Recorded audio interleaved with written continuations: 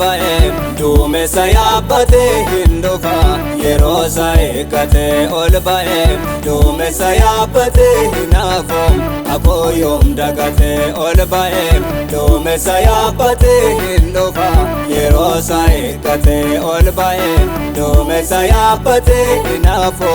aboo yoom dagatee.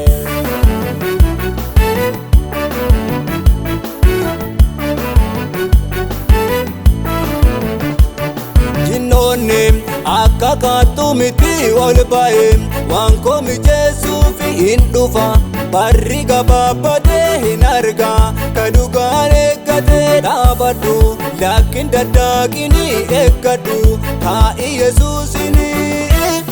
konondo raawwachuuf dirqama Yesuus hin dhufaan eegama konondo raawwachuuf dirqama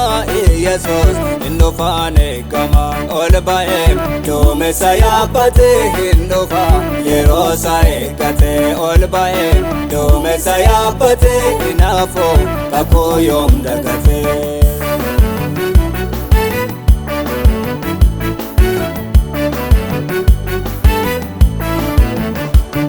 Gonkumaa waan kakuun shaaru hin hafu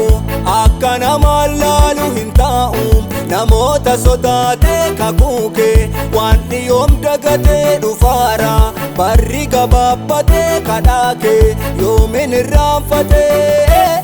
siif godha wanta ati yaadde dhugumaan Waaqayyo barbaadde siif godha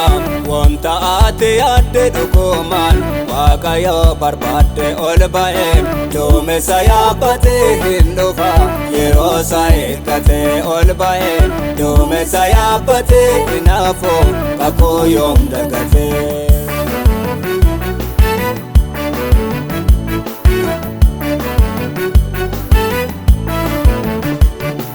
Illufe barri rakkoo kooti mulqeera narraa waan mootiin hin eegam fuuldura dhaabadhee hin kufu isaan wal qabadhee gidiraan narratti raawwatu wanteen koo anarraan fagaatu. Waan biraa waan godhu Waaqa faarfannaan wangeela lallabaa waan biraa waan godhu Waaqa faarfannaan wangeela lallabaa ol ba'e duumessa yaabbatee hin dhufa yeroo isaa eeggatee ol ba'e duumessa yaabbatee hin hafu kakuu yoom dagatee.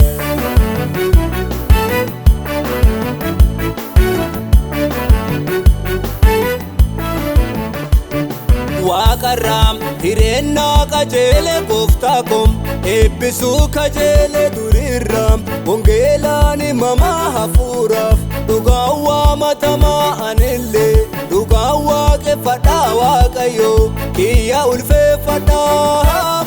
Ulfinne gaalanni kan keete ulfaadho